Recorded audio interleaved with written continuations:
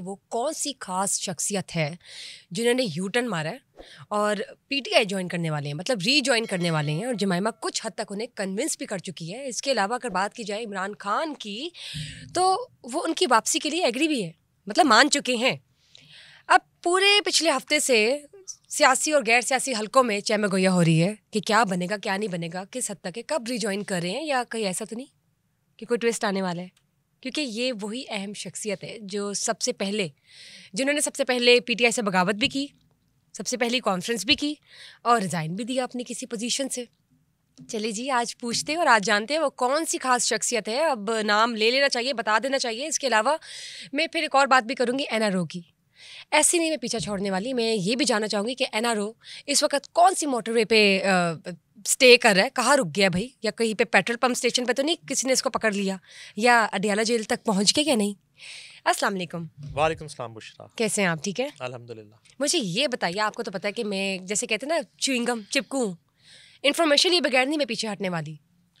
मुझे अब ये बता दें और मेरी ऑडियंस को भी बता दें कि वो कौन सी खास शख्सियत है जिन्होंने रीजॉइन करने का फैसला किया। It's very rare in history.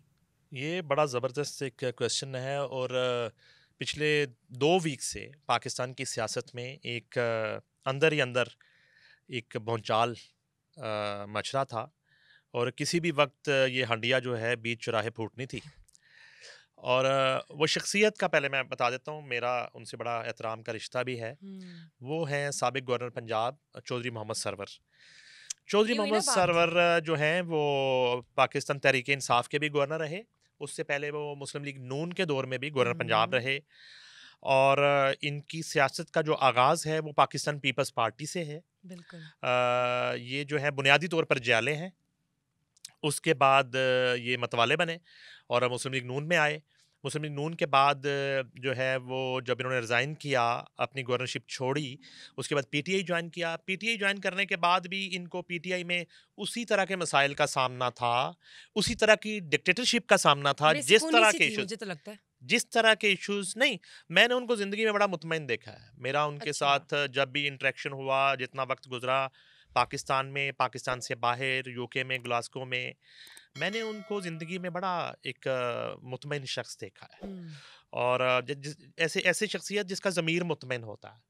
तो यही वजह है कि वो पंजाबी में कहते हैं कि भरा हुआ मेला छोड़ के जाना।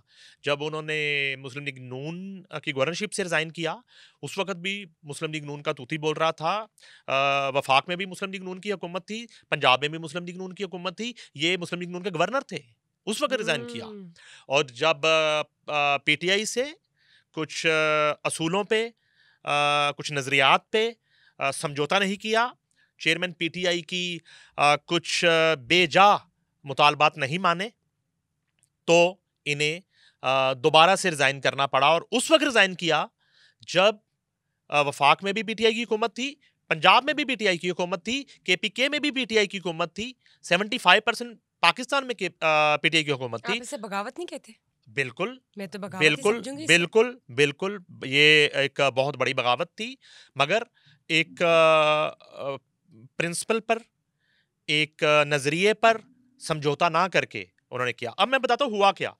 हुआ यूँ कि कुछ अरसा पहले जो है वो साबिक गवर्नर पंजाब, उनके भाई की डेथ हुई, चौधरी रमज़ान। हम्म। असल में चौधरी रमज़ान से मेरी बड़ी पुरानी दोस्ती थी।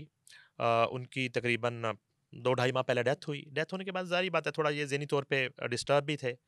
ग्लासगो गए, वापस आए, तो कुछ मुस्लिम लीग काफ में अ, इनका जो डेजिग्नेशन था उस तरह इनको रिस्पेक्ट नहीं दी जा रही थी, जो मैंने अच्छा। फील किया। ठीक है। ये प्रेसिडेंट है पार्टी के, हम्म। तो इनसे मशावरत उस वक्त नहीं की गई जब अचानक से चौधरी शुजात साहब ने ये फैसला कर लिया कि 2024 का इलेक्शन वो मुस्लिम लीग नून के साथ मिलकर लड़ेंगे। ठीक है। जब इतना बड़ा डिसीजन आप ले रहे हैं, तो आपने इनको क्यों नहीं आप शामिल इतना किया? बड़ा हाँ। फैसला आप कर रहे हैं, और 2 टाइम गवर्नर पंजाब, कोई एक आपका ऐसा कारकुन नहीं है कि जो अभी कुछ सीखने के मराहल में है। एक ऐसा शख्स जिसने ओवरसीज में भी पॉलिटिक्स की, हम्म। जिनके साहबजादे जो हैं अंश चौधरी जो हैं वो यूरोपियन पार्लियामेंट के रुकन जो हैं वो रहे। हम्म। तो आप एक ऐसी शख्सियत से मशावरत भी नहीं कर रहे हैं। और आपने अचानक से ये फैसला किया कि हम आइंदा इलेक्शन मियां नवाज शरीफ के साथ मिलके लड़ेंगे और आइंदा इलेक्शन में उनको सपोर्ट करेंगे, और अपनी 2 सीट्स की आपने एडजस्टमेंट की बात की, जबकि चौधरी सरवर साहब की सीट, उन्होंने कहां से इलेक्शन लड़ना है, उन्होंने इलेक्शन नहीं लड़ना, उन्होंने क्या करना है, उनसे किस तरह की मुशावरत नहीं हुई। ये बात जो है, मैं इंफॉर्मेशन नहीं बता रहा, इस पे कुछ चीजों पे मेरी चौधरी सरवर साहब से डिस्कशन हुई, ठीक है, ऑन द रिकॉर्ड में आपको वो बता। मैं आपसे बाद में पूछ लूंगी। अच्छा, उसके बाद बुशरा ये होता है कि इस सारी सिचुएशन में चौधरी सरवर साहब को ये लगता है कि मुस्लिम लीग काफ में उनकी जगह नहीं बनती, और उससे पहले भी एक तलवार उन पे लटक रही थी कि जब चौधरी शुजात हुसैन ईद वाले दिन अचानक से चौधरी परवेज लाई को मिलने जेल पहुंच गए। बिल्कुल, उनके लिए एक नेक तमन्नाओं का इजहार करना शुरू कर दिया, उन्हें कन्विंस करना शुरू कर दिया कि आप पीटीआई छोड़ के वापस काफ लीग में आ जाएं। ठीक है जी, मगर वो वहां पे एक अलग चैप्टर खुला हुआ है, वो एक अलग मजबूरी है, वो बेटे के हाथों मजबूर है। बेटा जो है वो अरबों रुपए की करप्शन में इस वक्त मुबैना तौर पर इल्जाम है, और वो इस वक्त स्पेन में और यूरोप की मुख्तलिफ कंट्रीज में जो है मजे लूट रहे हैं। आप यहाँ पे समा पॉडकास्ट की कॉफी पी रहे हैं, वो मुख्तलिफ ब्रांड्स की कॉफी पी रहे हैं वहाँ पे ये बैठ तो के। मुझे ये तो ना, मैं यूरोप में तो नहीं हूँ ना, समा पॉडकास्ट में समा की कॉफी ना हो तो फिर कैसे चलेगा। कमाल है। अब ये हुआ कि मोनस लाई साहब वहाँ कॉफ़ी इंजॉय कर रहे हैं, और इधर चौधरी परवेज लाई तकरीबन 74 और 75 ईयर ओल्ड चौधरी परवेज लाई जो हैं वो जेल की सख्तियां बर्दाश्त कर। अच्छा, उस वक्त भी चौधरी सरवर जो है ना, उन्हें थोड़ा सा धचका लगा जब अचानक से चौधरी शुजात हुसैन जो है ना चौधरी परवेज लाई से मिलने गए और उन्हें कन्विंस करना शुरू कर दिया। अगर उस वक्त चौधरी परवेज लाई मान जाते और वो वापस काफ लीग में आ जाते तो उसी वक्त ही चौधरी सरवर का पत्ता जो है काफ लीग से कट जाता। ठीक है, मगर उस वक्त तो चूंकि परवेज लाई नहीं माने, और इनफैक्ट मोनस लाई नहीं माने। परवेज लाई अगर चाहते भी थे कि वो ये कैदोबंद की सोबतों से निकलें और दोबारा आके काफ लीग के साथ और अपने भाई के साथ सियासत का आगाज करें, तो वो उस वक्त तो खैर टाइम गुजर गया। अब सिचुएशन आई कि इलेक्शन आ गया, तो चौधरी सरवर से मुशावरत नहीं की गई। तो चौधरी सरवर साहब ने इस बात को बड़ा एक दिल पे ले लिया पहली दफ़ा। हालांकि वो चीज़ों को दिल पे नहीं लेते, बड़े मजबूत असाब के मालिक हैं, मैंने उनको जितना देखा।